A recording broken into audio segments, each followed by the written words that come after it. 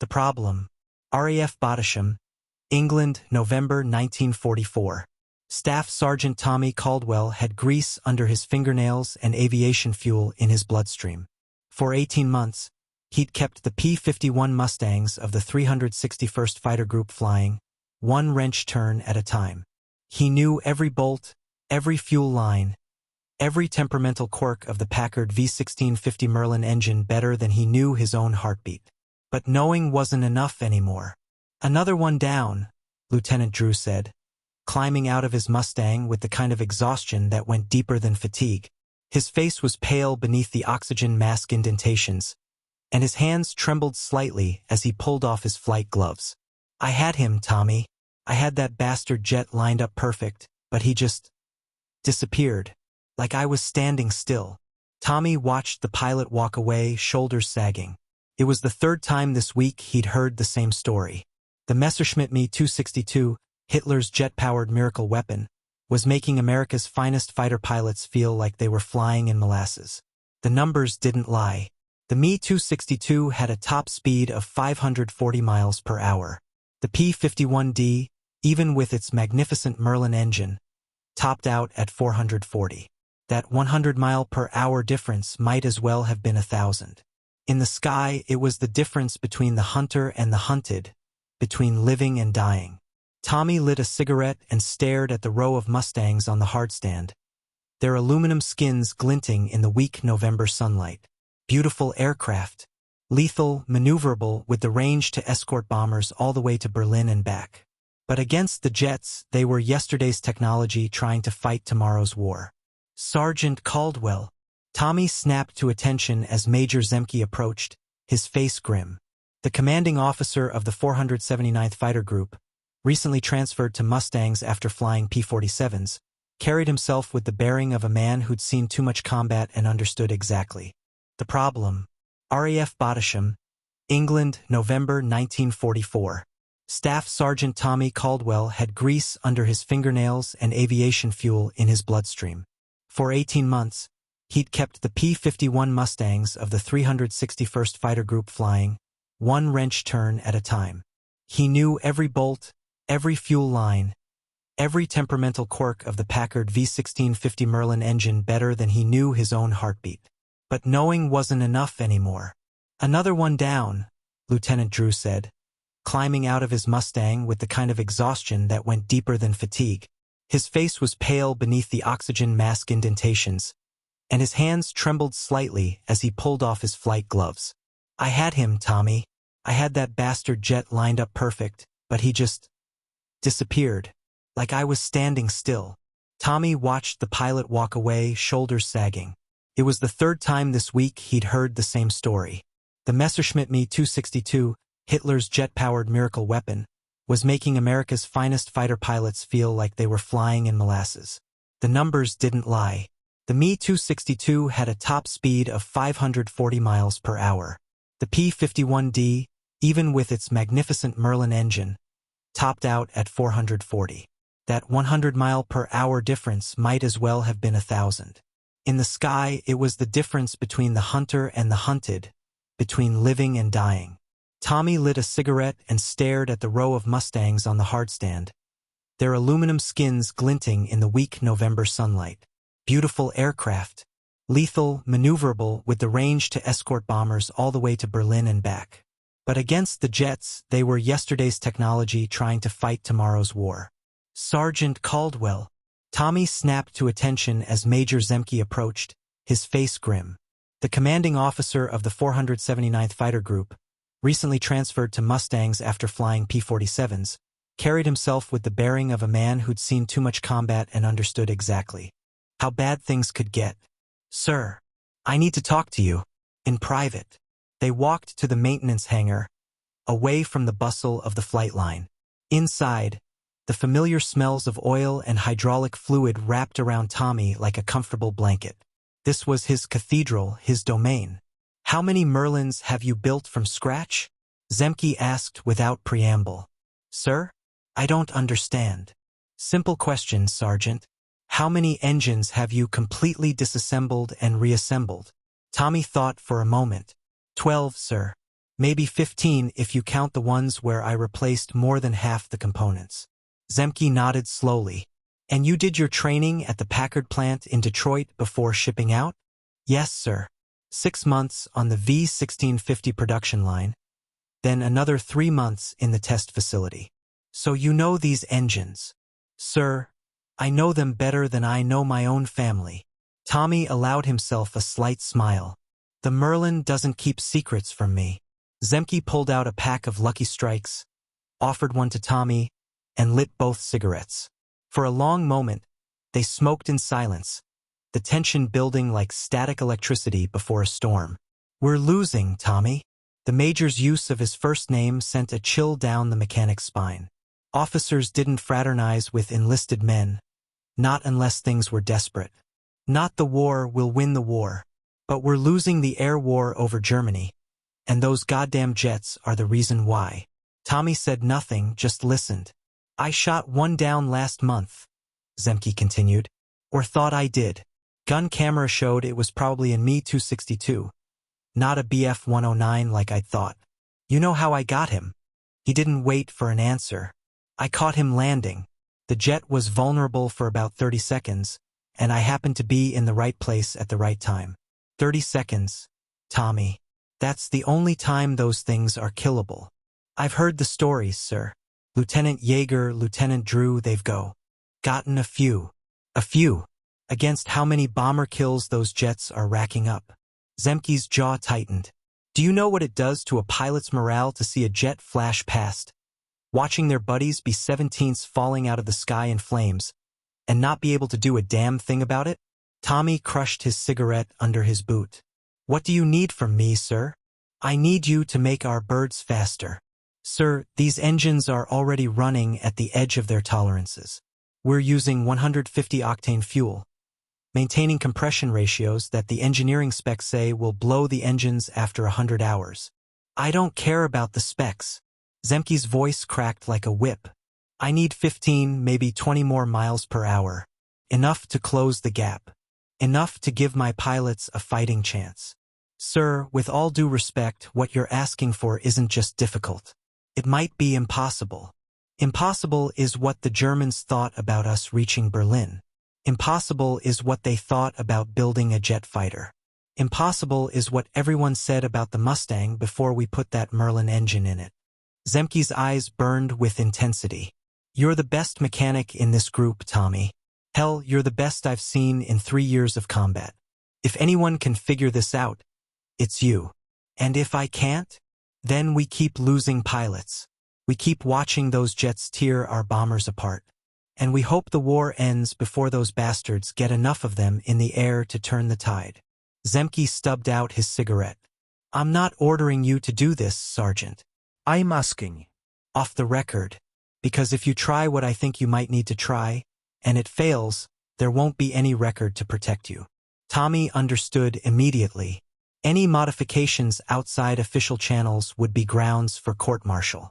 Unauthorized alterations to military aircraft could mean prison time, especially if they resulted in a crash. How much time do I have, sir? The next big raid over Berlin is in 2 weeks.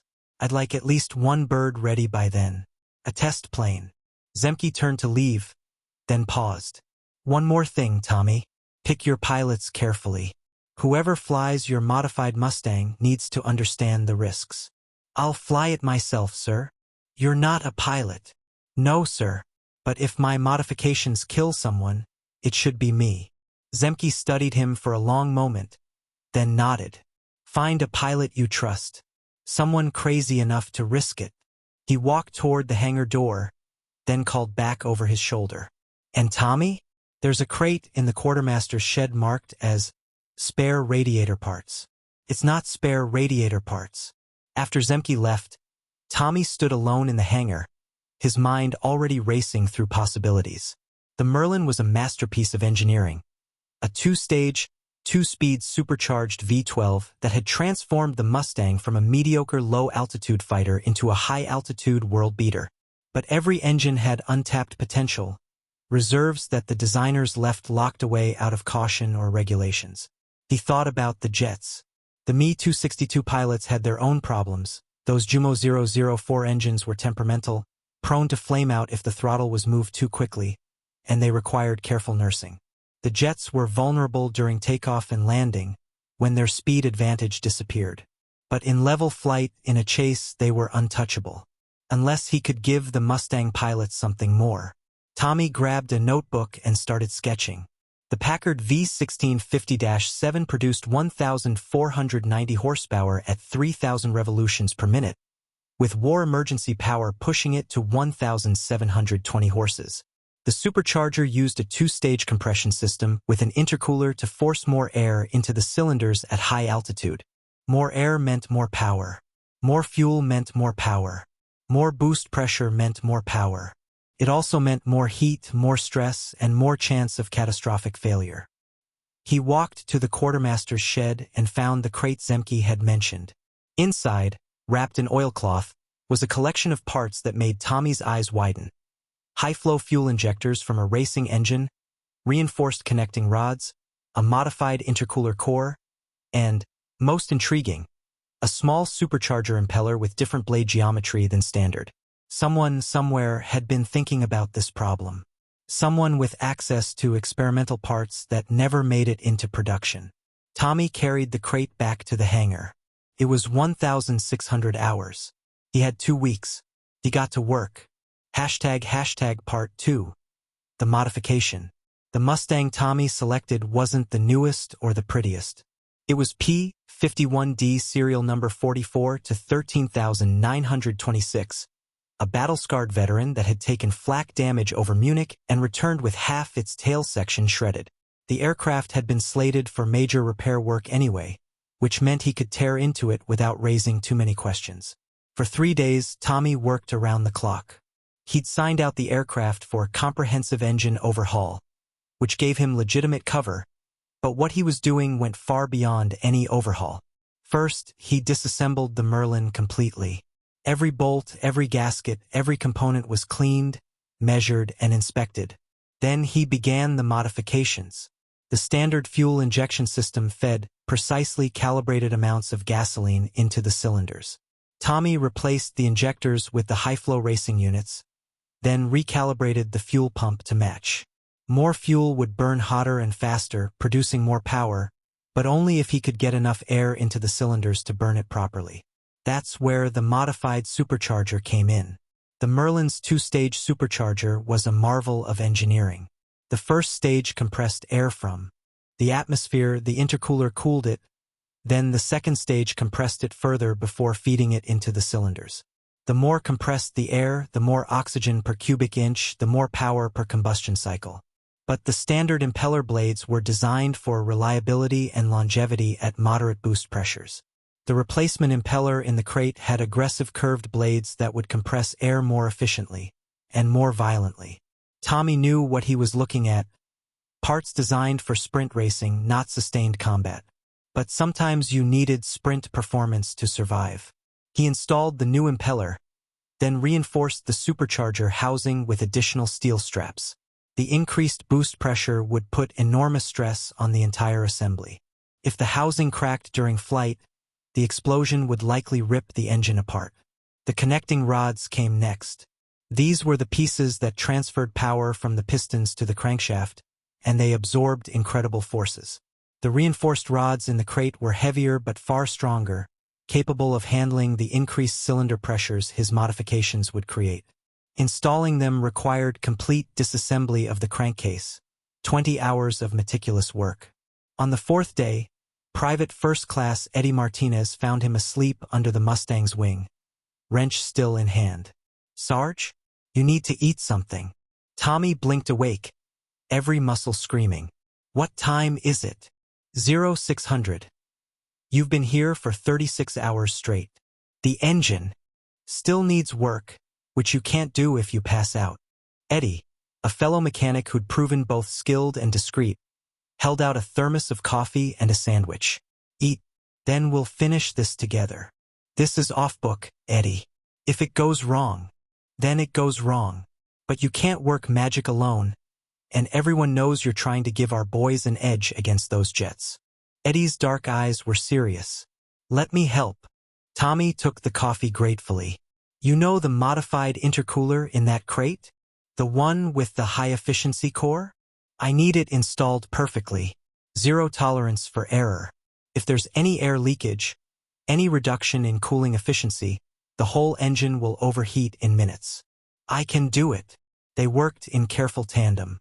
Eddie proved to have the steady hands of a surgeon, installing the new intercooler with precision that made Tommy grateful for the help. While Eddie worked on cooling systems, Tommy tackled the engine timing.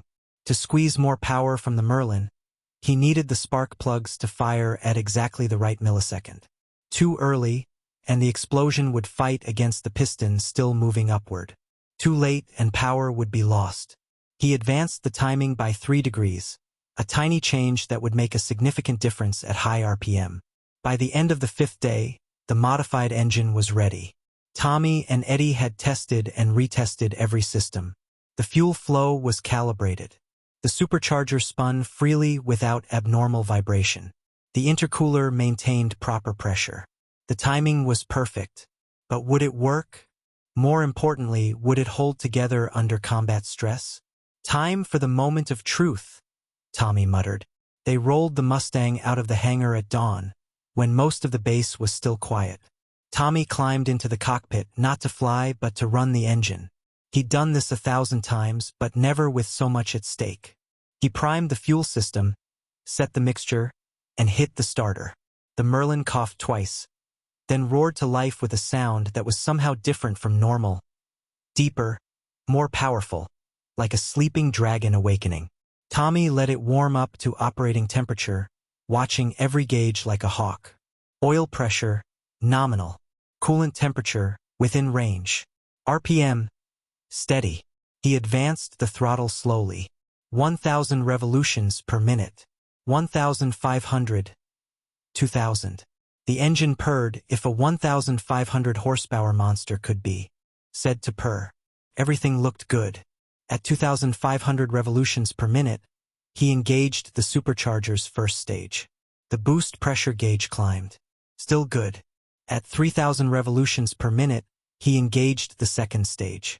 The boost pressure jumped, and the entire aircraft seemed to crouch like a predator.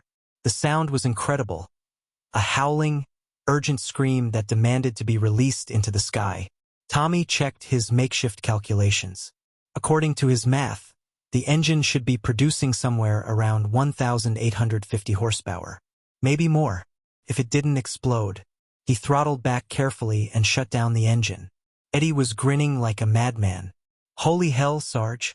That thing sounds mean. Sounds like it wants to rip itself apart, Tommy muttered. But he was smiling too. Now we need to find out if it'll fly. Finding a pilot willing to test an illegally modified aircraft turned out to be easier than expected. Lieutenant Urban Drew, the same pilot who'd complained about the jets a week earlier, volunteered within 5 minutes of hearing the proposal. You're telling me you built a hot rod Mustang that might blow up mid-flight, but also might be fast enough to catch an Me-262? That's one way to put it, sir. And Major Zemke knows about this? The Major may have pointed me in certain directions, sir. Unofficially. Drew grinned. Then let's see what you've built, Sergeant. The test flight was scheduled for November 19th, just before dawn. Tommy had spent the previous day double-checking every single modification, every bolt, every connection. He'd handwritten a technical manual for Drew, explaining the engine's quirks and limitations. 3 critical things, sir, Tommy briefed the pilot. First, don't push past war emergency power for more than 5 minutes. The engine will overheat. Second, if you hear any unusual knocking or vibration, throttle back immediately. Third, and this is crucial, when you land, let the engine cool down gradually. Don't just shut it off hot or you'll warp the cylinder heads. Drew studied the notes. What's the maximum speed you think this will do? Honestly, I don't know. Standard P-51D tops out at 440. With these modifications, maybe 480, maybe more. Jesus. Yeah. Drew climbed into the cockpit. Tommy had painted a small cartoon bomb on the engine cowling with the words Caldwell Special in hasty script. It wasn't official nose art, but it felt right. The Merlin started with that same aggressive roar. Drew let it warm up, then taxied to the runway. Tommy watched from beside the runway, heart pounding. The Mustang began its takeoff roll. Even from the ground, Tommy could hear the difference in the engine note. More intense, more urgent. The aircraft lifted off after what seemed like an impossibly short distance, climbing at an angle that made several watching mechanics whistle in appreciation. Drew circled the field twice at normal throttle settings, getting a feel for the modified aircraft. Then, at 10,000 feet, he pushed the throttle forward to war emergency power. Even from the ground, Tommy could see the Mustang leap forward like it had been kicked. The acceleration was stunning. Drew climbed to 20,000 feet in what seemed like seconds, then pushed the nose over into a dive. For the next 15 minutes, Drew put the modified Mustang through its paces. Steep climbs, high-speed passes, tight turns. The aircraft responded with a ferocity that standard P-51s couldn't match. When Drew finally landed and taxied back to the hardstand, he was shaking, but from excitement, not fear. "Tommy," he said, pulling off his helmet. "That thing is a rocket. I hit 487 miles per hour in level flight at 25,000 feet. 487. That's only 50 miles per hour slower than the jets." Tommy felt his knees go weak. It had worked. The modifications had actually worked. How did it handle? Like a dream. A little touchy on the controls at high speed, but manageable. The engine ran hot oil. Temperature was at the top of the red line, but it held together. Drew's eyes were shining. "We need to do this to every Mustang in the group." "Sir, I can't. These modifications are way outside specifications. One engine, flown by a pilot who knows what he's dealing with, that's a calculated risk. But doing this to the entire squadron. If we started having engine failures, then we do it to select aircraft. Our best pilots. The ones hunting jets." Drew grabbed Tommy's shoulders. "This changes everything.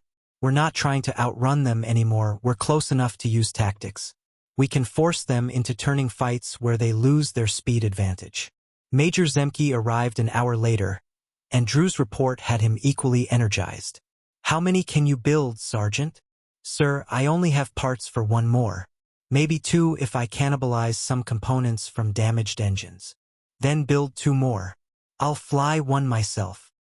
Over the next week, Tommy and Eddie worked around the clock to modify two more Mustangs. It was exhausting, nerve-wracking work. Every engine was slightly different, requiring minute adjustments to fuel mixture and timing.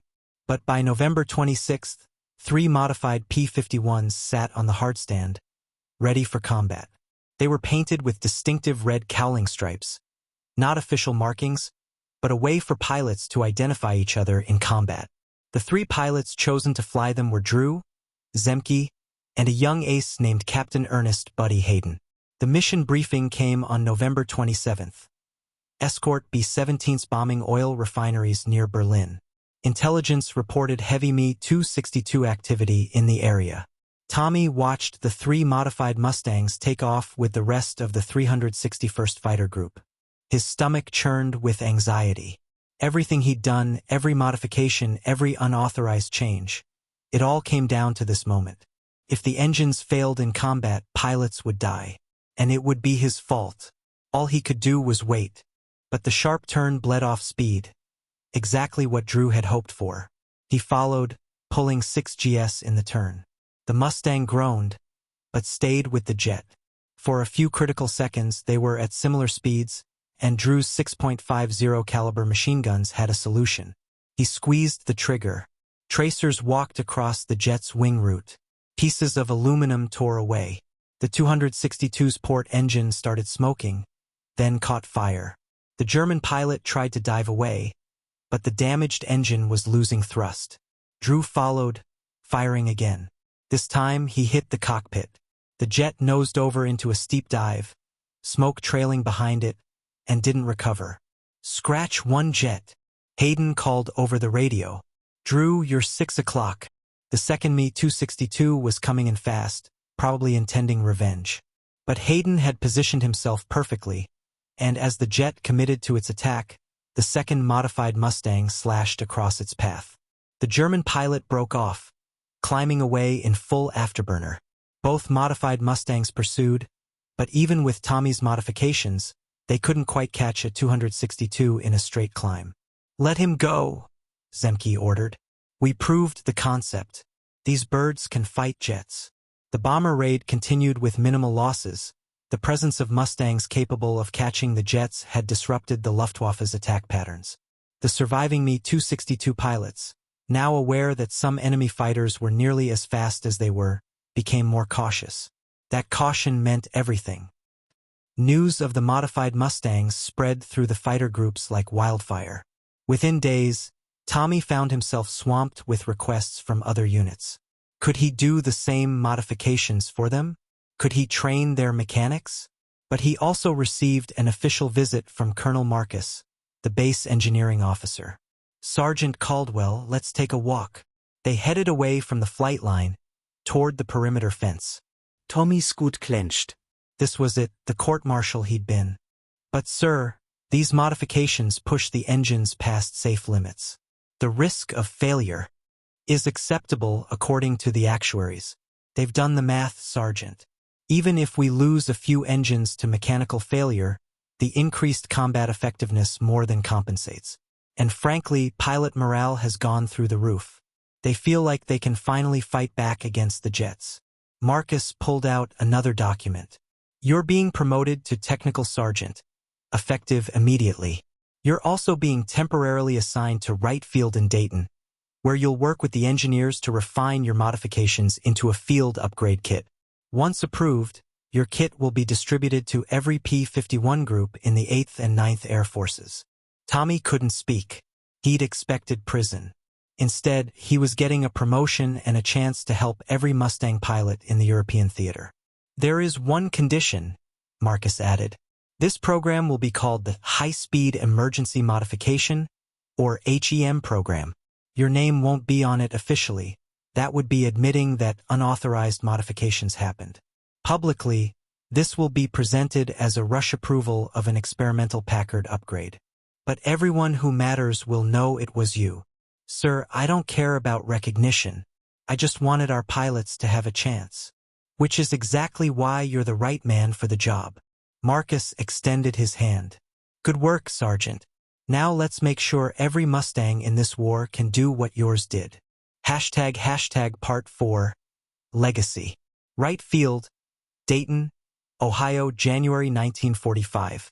The test cell roared with barely contained fury as engineers monitored instruments measuring every parameter of the modified Merlin engine. Tommy stood beside the observation window, watching his modifications being put through the most rigorous testing imaginable. For the past 6 weeks, he'd worked with Packard's best engineers, translating his field-expedient modifications into a production-ready, grade kit. It had been humbling work. These men had forgotten more about engines than Tommy would ever know, but they treated him with respect. Some of them even seemed slightly jealous. "Your intuition was remarkably close to optimal," Dr. Robert Yates, the lead engineer, had told him. "The blade geometry on that modified impeller? We've been testing similar designs, but couldn't justify the reduced lifespan. You just went ahead and built it. Combat doesn't care about engine lifespan, sir." "No," Yates had agreed quietly. "No, it doesn't." The final HEM kit wasn't quite as aggressive as Tommy's original modifications. The engineers had dialed back some of the parameters to improve reliability, trading a bit of peak performance for safer margins. Instead of 1,850 horsepower, the kit produced about 1,780. Still, it increased the P-51's top speed by 30 miles per hour and dramatically improved its acceleration and climb rate. More importantly, it could be installed in the field by trained mechanics in about 40 hours. By February 1945, HEM kits were arriving at fighter bases across England and Italy. Hundreds of Mustangs received the upgrade. The change in combat dynamics was immediate and dramatic. Me-262 pilots, accustomed to having a significant speed advantage, suddenly found themselves being intercepted during attack runs. Mustang pilots, their confidence restored, developed new tactics specifically for fighting jets. They learned to position themselves along the jet's likely approach paths, forcing the German pilots into turning engagements where speed mattered less than maneuverability. The most dramatic success came on February 25, 1945, when Mustangs of the 55th Fighter Group, many equipped with HEM modifications, surprised an entire staffel of Me-262s during takeoff from Ackmer Airfield. In a one-sided massacre, 6 jets were destroyed before they could accelerate to combat speed. The psychological impact was profound. Me-262 pilots, once confident in their technological superiority, became cautious and defensive. They started avoiding combat unless they had perfect positioning. The jets were still dangerous, but they were no longer invincible. Tommy returned to England in March, just as the war was entering its final weeks. The 361st Fighter Group welcomed him back as a hero, though he felt uncomfortable with the attention. To him, he'd just been doing his job, keeping birds in the air and pilots alive. He found Eddie Martinez working on a newly arrived Mustang, installing an HEM kit from the official Packard package. "Looks a lot easier when you have proper instructions, huh?" Tommy said. Eddie jumped, then grinned. Technical Sergeant. When did you get back?" "About an hour ago. Figured I'd see how you're handling things." "Pretty good, actually. We're averaging 1 HEM install every 3 days now. Got 12 birds modified so far." Eddie wiped his hands on a rag. "The pilots love them. Lieutenant Drew says his kill total has doubled since he got his bird upgraded." They walked through the hangar together, past rows of Mustangs in various states of maintenance. Some bore the scars of combat, bullet holes, patched skins, replaced panels. Others gleamed with fresh paint, ready for the next mission. "You know what the craziest part is?" Eddie said. "I heard from a buddy in the 357th Fighter Group. They modified some of their birds the same way you did, independently. Different approaches to the same problem. Field mechanics all over England were trying to make these engines faster." Tommy nodded slowly. "Makes sense. When you see your pilots getting killed and you know the machines could do more, you find a way." "Yeah, but you found it first. You found it best." Eddie paused beside Tommy's original modified Mustang, 44 to 13,926, still wearing its Caldwell Special nose art. "Lieutenant Drew won't let anyone else fly this bird. Says it's got your luck built into it." Tommy ran his hand along the fighter's wing, feeling the familiar rivets and seams. This aircraft had proven his concept. It had killed an Me-262. It had changed the air war in its small way. But more than that, it represented something larger. The ingenuity and determination of the men who kept the Army Air Forces flying. Not the generals or the designers or the politicians, but the mechanics and crew chiefs and armorers who worked through the night to give their pilots every possible advantage. "It's just metal and fuel and explosions," Tommy said quietly. "But when you put it all together right, it becomes something more." RAF Badisham, May 8, 1945. V-Day. Victory in Europe. The war was over. Germany had surrendered. The jets that had seemed so terrifying just months ago were now museum pieces, relics of a conflict that had consumed the world and finally ended in Allied triumph. The 361st Fighter Group threw a massive party. Pilots and ground crew mingled freely. The usual barriers of rank dissolved in celebration. Someone had liberated a considerable amount of champagne from somewhere, and the mood was jubilant. Tommy found himself standing apart from the crowd, cigarette in hand, watching the sun set over the English countryside. The airfield was quiet for the first time in months. No engine starting, no aircraft taking off, no urgent repairs needed before the next mission. "You going to join the party, Sergeant?" He turned to find Major Zemke, now promoted to lieutenant colonel, standing beside him with 2 glasses of champagne. "Just thinking, sir. About how many pilots made it home because their engines held together. About how many bombers reached their targets because the jets couldn't catch them." Tommy accepted the champagne. About how a crate of experimental parts and some desperate improvisation changed the course of things. Zemke raised his glass. "To the mechanics, the unsung heroes, The men who kept us flying.